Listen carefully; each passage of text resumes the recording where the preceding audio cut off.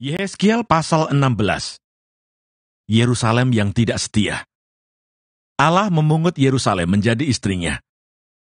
Lalu datanglah firman Tuhan kepadaku, "Hai anak manusia, beritahukanlah kepada Yerusalem perbuatan-perbuatannya yang keji, dan katakanlah, beginilah firman Tuhan Allah kepada Yerusalem, asalmu dan kelahiranmu ialah dari tanah Kanaan. Ayahmu ialah orang Amori dan ibumu orang Heti. Kelahiranmu begini, waktu engkau dilahirkan, pusatmu tidak dipotong, dan engkau tidak dibasuh dengan air supaya bersih. Juga dengan garam pun engkau tidak digosok atau dibedungi dengan lampin. Tidak seorang pun merasa sayang kepadamu, sehingga diperbuatnya hal-hal itu kepadamu dari rasa belas kasihan. Malahan engkau dibuang ke ladang oleh karena orang pandang enteng kepadamu pada hari lahirmu.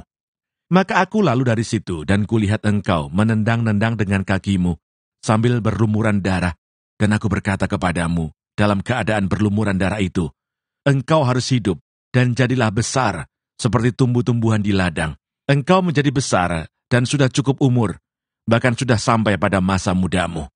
Maka buah dadamu sudah montok, rambutmu sudah tumbuh, tetapi engkau dalam keadaan telanjang bugil. Maka aku lalu dari situ, dan aku melihat engkau. Sungguh, engkau sudah sampai pada masa cinta berahi. Aku menghamparkan kainku kepadamu, dan menutupi auratmu. Dengan sumpah aku mengadakan perjanjian dengan engkau, demikianlah firman Tuhan Allah. Dan dengan itu engkau, aku punya. Aku membasuh engkau dengan air, untuk membersihkan darahmu daripadamu. Dan aku mengurapi engkau dengan minyak.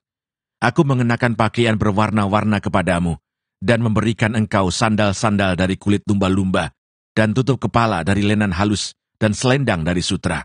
Dan aku menghiasi engkau dengan perhiasan-perhiasan, dan mengenakan gelang pada tanganmu, dan kalung pada lehermu. Dan aku mengenakan anting-anting pada hidungmu, dan anting-anting pada telingamu, dan mahkota kemuliaan di atas kepalamu. Dengan demikian engkau menghias dirimu dengan emas dan perak, pakaianmu lenan halus dan sutra, dan kain berwarna-warna. Makananmu ialah tepung yang terbaik, madu dan minyak, dan engkau menjadi sangat cantik, sehingga layak menjadi ratu. Dan namamu termasyur di antara bangsa-bangsa, karena kecantikanmu, sebab sangat sempurna adanya, oleh karena semarak perhiasanku, yang kuberikan kepadamu.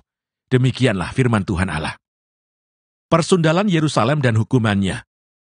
Tetapi engkau mengandalkan kecantikanmu, dan engkau seumpama bersundal dalam menganggarkan ketermasyuranmu, dan engkau menghamburkan persundalanmu kepada setiap orang yang lewat. Engkau mengambil dari pakaian-pakaianmu untuk membuat bukit-bukit pengorbananmu berwarna-warni, dan engkau bersundal di situ. Seperti itu belum pernah terjadi, dan tidak akan ada lagi. Engkau mengambil juga perhiasan-perhiasanmu yang dibuat dari emasku dan perakku, yang kuberikan kepadamu, dan engkau membuat bagimu patung-patung lelaki, dan engkau bersundal dengan mereka. Engkau mengambil dari pakaianmu yang berwarna-warni untuk menutupi mereka, dan engkau mempersembahkan kepada mereka minyakku dan ukupanku. Juga makananku yang kuberikan kepadamu, tepung yang terbaik, minyak dan madu kuberikan makananmu. Engkau persembahkan kepada mereka menjadi persembahan yang harum. Demikianlah firman Tuhan Allah. Bahkan engkau mengambil anak-anakmu lelaki dan perempuan, yang engkau lahirkan bagiku, dan mempersembahkannya kepada mereka menjadi makanan mereka. Apakah persundalanmu ini masih perkara enteng, bahwa engkau menyembelih anak-anakku, dan menyerahkannya kepada mereka, dengan mempersembahkannya sebagai korban dalam api? Dalam segala perbuatan-perbuatanmu yang keji, dan persundalanmu itu, engkau tidak teringat lagi kepada masa mudamu. Waktu engkau telanjang bugil sambil menendang-nendang dengan kakimu, dalam lumuran darahmu. Dan sesudah segala kejahatanmu itu, celakalah engkau, demikianlah firman Tuhan Allah. Engkau membangun bagimu tempat yang tinggi, dan membuat bagimu bukit pengorbanan di tiap-tiap tanah lapang. Pada setiap persimpangan jalan, engkau membangun bukit pengorbanan, dan menjual kecantikanmu menjadi kekejian, dengan merenggangkan kedua pahamu bagi setiap orang yang lewat, sehingga persundalanmu bertambah-tambah. Engkau bersundal dengan orang Mesir tetanggamu, si aurat besar itu, sehingga persundalanmu bertambah-tambah, yang menimbulkan sakit hatiku. Lihat, aku telah melawan engkau dan telah mengurangi bagianmu, dan menyerahkan engkau kepada kesewenang-wenangan orang-orang yang membenci engkau, yaitu perempuan-perempuan Filistin, yang merasa malu melihat tingkah lakumu yang mesum itu. Engkau bersundal juga dengan orang Asyur, oleh karena engkau belum merasa puas. Ya, engkau bersundal dengan mereka, tetapi masih belum merasa puas. Engkau memperbanyak lagi persundalanmu dengan negeri perdagangan Kasdim. Tetapi dengan itu, juga engkau belum merasa puas. Betapa besar hawa nafsumu itu, demikianlah firman Tuhan Allah. Engkau yang melakukan segala-galanya ini, yaitu perbuatan seorang perempuan sundal jahanam yang membangun tempatmu yang tinggi pada setiap persimpangan jalan dan membuat bukit pengorbananmu di tiap-tiap tanah lapang. Tetapi engkau tidak seperti sundal biasa, oleh karena engkau menolak upah sundal. Hai istri yang berzina, yang memeluk orang-orang lain ganti suaminya sendiri. Kepada semua perempuan sundal orang memberi upah, tetapi engkau sebaliknya, engkau yang memberi hadiah umpan kepada semua yang mencintai engkau sebagai bujukan, supaya mereka dari sekitarmu datang kepadamu untuk bersundal. Maka dalam persundalanmu, engkau adalah kebalikan dari perempuan-perempuan yang lain, bukan orang yang mengejar engkau hendak bersundal, tetapi engkau yang memberi upah persundalan, sedang engkau tidak diberi apa-apa. Itulah kebalikannya padamu. Oleh karena itu, hai perempuan sundal, dengarkanlah firman Tuhan. Beginilah firman Tuhan Allah. Oleh karena engkau menghamburkan kemesumanmu dan auratmu disingkapkan dalam persundalanmu dengan orang yang mencintaimu dan dengan berhala-berhalamu yang keji, dan oleh karena darah anak-anakmu yang engkau persembahkan kepada mereka. Sungguh, oleh karena itu aku akan mengumpulkan semua kekasihmu, yaitu yang merayu hatimu, baik yang engkau cintai maupun yang engkau benci. Aku akan mengumpulkan mereka dari sekitarmu untuk melawan engkau, dan aku akan menyingkapkan auratmu di hadapan mereka, sehingga mereka melihat seluruh kemaluanmu. Aku akan menghakimi engkau seperti orang menghakimi perempuan-perempuan yang berzina, dan yang menumpahkan darah, dan aku akan melampiaskan atasmu murka dan cemburuanku. Aku akan menyerahkan engkau di dalam tangan mereka, dan mereka akan meruntuhkan tempatmu yang tinggi, dan merusakkan bukit-bukitmu. Mereka akan menelanjangi engkau, akan merampas perhiasan-perhiasanmu, dan membiarkan engkau telanjang bugil. Mereka akan menyuruh bangkit sekumpulan orang melawan engkau, yang melempari engkau dengan batu, dan memancung engkau dengan pedang-pedang mereka. Mereka akan membakar rumah-rumahmu dan menjatuhkan hukuman kepadamu di hadapan banyak perempuan. Dengan demikian aku membuat engkau berhenti bersundal, dan upah sundal tidak akan kau berikan lagi. Demikianlah aku melampiaskan murkaku kepadamu, sehingga cemburuku kepadamu reda kembali. Barulah aku merasa tenang dan tidak sakit hati lagi. Oleh karena engkau tidak teringat lagi kepada masa mudamu. Tetapi dengan semuanya ini, membuat aku gemetar kemarahan. Sungguh, aku juga akan menimpakan kelakuanmu atas kepalamu. Demikianlah firman Tuhan Allah. Bukankah engkau melakukan kemesuman ini lagi di samping segala perbuatan-perbuatanmu yang keji? Lihat, setiap penyair akan mengatakan sindiran ini mengenai engkau. Begitu ibu, begitu anak.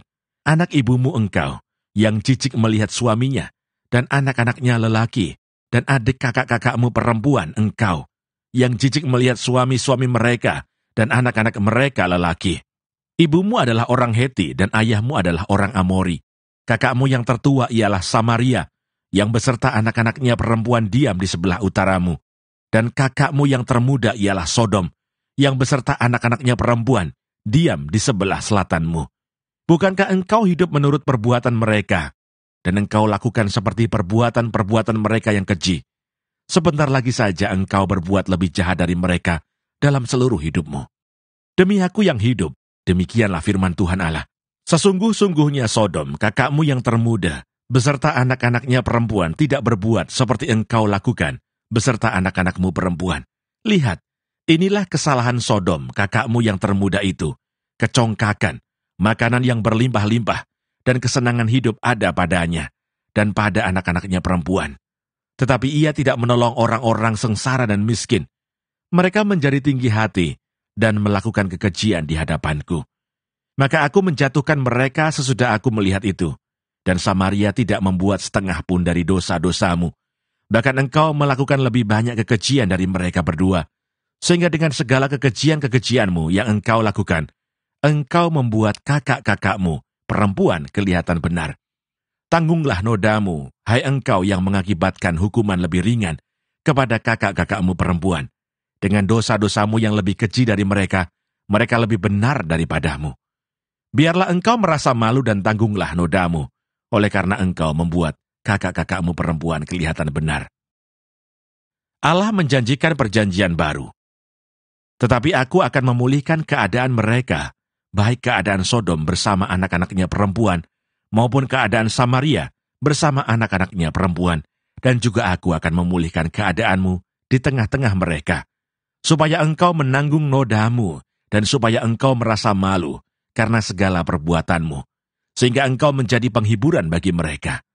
Mengenai kakak-kakakmu, Sodom bersama anak-anaknya perempuan akan dipulihkan ke dalam keadaannya semula. Samaria juga bersama anak-anaknya perempuan akan dipulihkan ke dalam keadaannya semula. Dan engkau pun bersama anak-anakmu perempuan akan dipulihkan ke dalam keadaanmu semula. Bukankah Sodom kakakmu yang termuda menjadi buah bibirmu pada masa kecongkakanmu, sebelum kejahatanmu menjadi nyata, seperti pada saat ini engkau diaibkan oleh anak-anak perempuan Edom, dengan semua yang di sekitarnya, dan anak-anak perempuan Filistin yang menghina engkau dari sekitarmu. Kemesumanmu dan perbuatan-perbuatanmu yang keji harus engkau tanggung. Demikianlah firman Tuhan. Sebab beginilah firman Tuhan Allah, aku akan melakukan kepadamu seperti engkau lakukan, yaitu engkau memandang ringan kepada sumpah dengan mengingkari perjanjian. Tetapi aku akan mengingat perjanjianku dengan engkau pada masa mudamu, dan aku akan meneguhkan bagimu perjanjian yang kekal. Barulah engkau teringat kepada kelakuanmu, dan engkau merasa malu. Pada waktu aku mengambil kakak-kakakmu, baik yang tertua maupun yang termuda, dan memberikan mereka kepadamu menjadi anakmu. Tetapi bukan berdasarkan engkau memegang perjanjian. Aku akan meneguhkan perjanjianku dengan engkau, dan engkau akan mengetahui bahwa akulah Tuhan, dan dengan itu engkau akan teringat-ingat yang dulu dan merasa malu, sehingga mulutmu terkatup sama sekali karena nodamu. Waktu aku mengadakan pendamaian bagimu karena segala perbuatanmu. Demikianlah firman Tuhan Allah. Yehezkiel pasal 17. Lambang ketidaksetiaan Raja Zedekia. Maka datanglah firman Tuhan kepadaku, hai anak manusia, katakanlah suatu teka-teki dan ucapkanlah suatu perumpamaan kepada kaum Israel. Katakanlah, beginilah firman Tuhan Allah. Seekor burung rajawali yang besar dengan sayapnya yang besar dan panjang, penuh dengan bulu yang berwarna-warna, datang ke gunung Libanon, dan ia mengambil puncak pohon aras.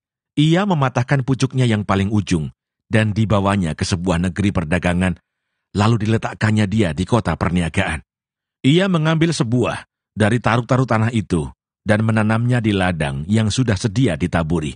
Ia menempatkannya dekat air yang berlimpah-limpah seperti pohon gandarusa, sehingga ia tumbuh dan menjadi pohon anggur yang rimbun, yang tumbuhnya rendah, dan cabang-cabangnya melengkung menuju burung itu, dan akar-akarnya tetap di bawahnya.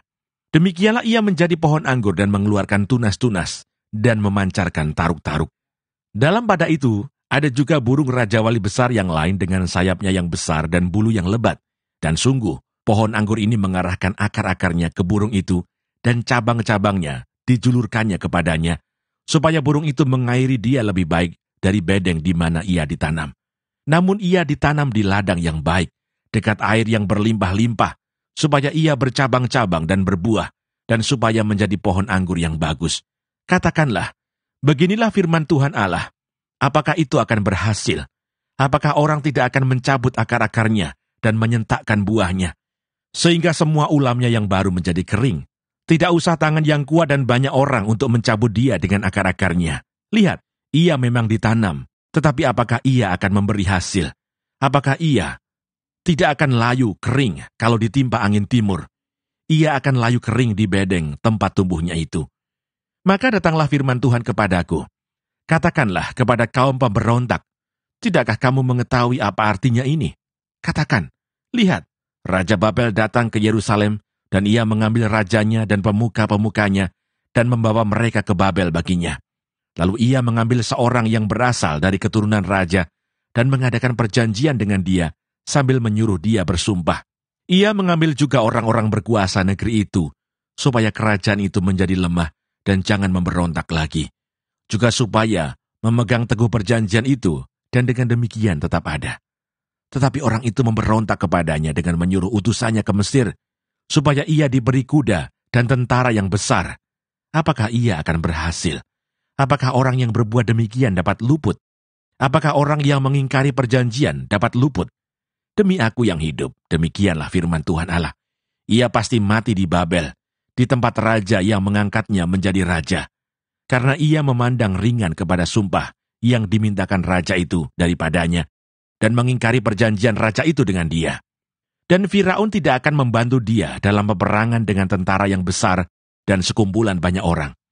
Pada waktu tembok pengepungan ditimbun dan benteng pengepungan didirikan untuk melenyapkan banyak orang. Ya, ia memandang ringan kepada sumpah dan mengingkari perjanjian.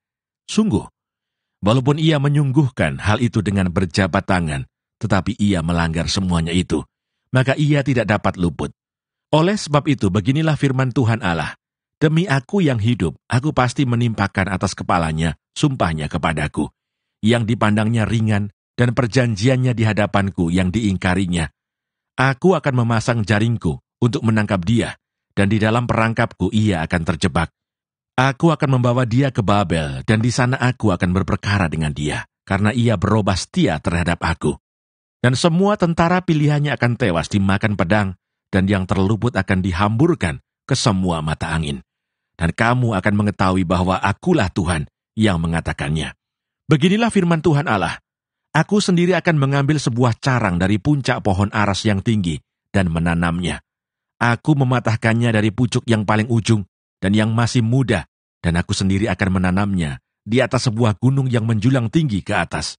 Di atas gunung Israel yang tinggi akan kutanam dia, agar ia bercabang-cabang dan berbuah, dan menjadi pohon aras yang hebat. Segala macam burung dan yang berbulu bersayap tinggal di bawahnya. Mereka bernaung di bawah cabang-cabangnya. Maka segala pohon di ladang akan mengetahui bahwa aku, Tuhan, merendahkan pohon yang tinggi dan meninggikan pohon yang rendah, membuat pohon yang tumbuh menjadi layu kering, dan membuat pohon yang layu kering bertaruh kembali. Aku Tuhan yang mengatakannya dan akan membuatnya. Yehezkiel pasal 18.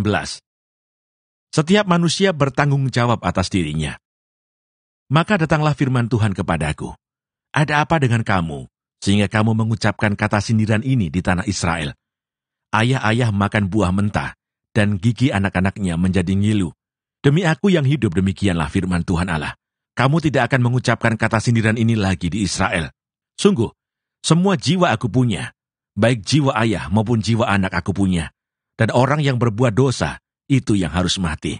Kalau seseorang adalah orang benar, dan ia melakukan keadilan dan kebenaran, dan ia tidak makan daging persembahan di atas gunung, atau tidak melihat kepada berhala-berhala kaum Israel, tidak mencemari istri sesamanya, dan tidak menghampiri perempuan waktu bercemar kain, tidak menindas orang lain, ia mengembalikan gadaian orang, tidak merampas apa-apa, memberi makan orang lapar, memberi pakaian kepada orang telanjang, tidak memungut bunga uang atau mengambil riba, menjauhkan diri dari kecurangan, melakukan hukum yang benar di antara manusia dengan manusia, hidup menurut ketetapanku, dan tetap mengikuti peraturanku dengan berlaku setia. Ialah orang benar, dan ia pasti hidup. Demikianlah firman Tuhan Allah. Tetapi kalau ia melahirkan seorang anak yang menjadi perampok, dan yang suka menumpahkan darah, atau melakukan salah satu dari hal-hal itu, walaupun ayah tidak melakukan satu pun, juga makan daging persembahan di atas gunung, dan mencemari istri sesamanya, menindas orang sengsara dan miskin, merampas, tidak mengembalikan gadaian orang, melihat kepada berhala-berhala dan melakukan kekejian, memungut bunga uang dan mengambil riba, orang yang demikian tidak akan hidup. Segala kekejian ini dilakukannya, ia harus mati, darahnya tertimpa kepadanya sendiri. Sesungguhnya kalau ia melahirkan seorang anak, dan anak ini melihat segala dosa yang dilakukan ayahnya, tetapi menginsafi hal itu, sehingga tidak melakukan seperti itu. Ia tidak makan daging persembahan di atas gunung, dan tidak melihat kepada berhala-berhala kaum Israel, tidak mencemari istri sesamanya, tidak menindas orang lain, tidak mau meminta gadai, tidak merampas apa-apa, memberi makan orang lapar, memberi pakaian kepada orang telanjang, menjauhkan diri dari kecurangan, tidak mengambil bunga uang atau riba, melakukan peraturanku, dan hidup menurut ketetapanku. Orang yang demikian tidak akan mati karena kesalahan ayahnya. Ia pasti hidup. Ayahnya yang melakukan pemerasan, yang merampas sesuatu, dan yang melakukan hal-hal yang tidak baik di tengah-tengah bangsanya. Sungguh, ia akan mati karena kesalahannya. Tetapi kamu berkata, mengapa anak tidak turut menanggung kesalahan ayahnya? Karena anak itu melakukan keadilan dan kebenaran, melakukan semua ketetapanku dengan setia, maka ia pasti hidup. Orang yang berbuat dosa itu yang harus mati. Anak tidak akan turut menanggung kesalahan ayahnya, dan ayah tidak akan turut menanggung kesalahan anaknya. Orang benar akan menerima berkat kebenarannya, dan kefasikan orang fasik akan tertanggung atasnya. Tetapi jikalau orang fasik bertobat dari segala dosa yang dilakukannya, dan berpegang pada segala ketetapanku, serta melakukan keadilan dan kebenaran, ia pasti hidup, ia tidak akan mati. Segala durhaka yang dibuatnya tidak akan diingat-ingat lagi terhadap dia. Ia akan hidup karena kebenaran yang dilakukannya. Apakah aku berkenan kepada kematian orang fasik? Demikianlah firman Tuhan Allah. Bukankah kepada pertobatannya supaya ia hidup? Jikalau orang benar berbalik dari kebenarannya dan melakukan kecurangan seperti segala kekejian yang dilakukan oleh orang fasik, apakah ia akan hidup? Segala kebenaran yang dilakukannya tidak akan diingat-ingat lagi. Ia harus mati karena ia berubah setia dan karena dosa yang dilakukannya. Tetapi kamu berkata, tindakan Tuhan tidak tepat. Dengarlah dulu, hai kaum Israel. Apakah tindakanku yang tidak tepat, ataukah tindakanmu yang tidak tepat? Kalau orang benar berbalik dari kebenarannya dan melakukan kecurangan sehingga ia mati, ia harus mati karena kecurangan yang dilakukannya. Sebaliknya, kalau orang fasik bertobat dari kefasikan yang dilakukannya, dan ia melakukan keadilan dan kebenaran, ia akan menyelamatkan nyawanya. Ia insaf dan bertobat dari segala durhaka yang dibuatnya. Ia pasti hidup, ia tidak akan mati. Tetapi kaum Israel berkata, tindakan Tuhan tidak tepat. Apakah tindakanku yang tidak tepat, hai kaum Israel? Ataukah tindakanmu yang tidak tepat? Oleh karena itu aku akan menghukum kamu masing-masing menurut tindakannya, hai kaum Israel. Demikianlah firman Tuhan Allah. Bertobatlah dan berpalinglah dari segala durhakamu, supaya itu jangan bagimu menjadi batu sandungan yang menjatuhkan kamu ke dalam kesalahan. Buangkanlah daripadamu segala durhaka yang kamu buat terhadap aku, dan perbaharuilah hatimu dan rohmu. Mengapakah kamu akan mati, hai kaum Israel? Sebab aku tidak berkenan kepada kematian seseorang yang harus ditanggungnya. Demikianlah firman Tuhan Allah. Oleh sebab itu bertobatlah supaya kamu hidup.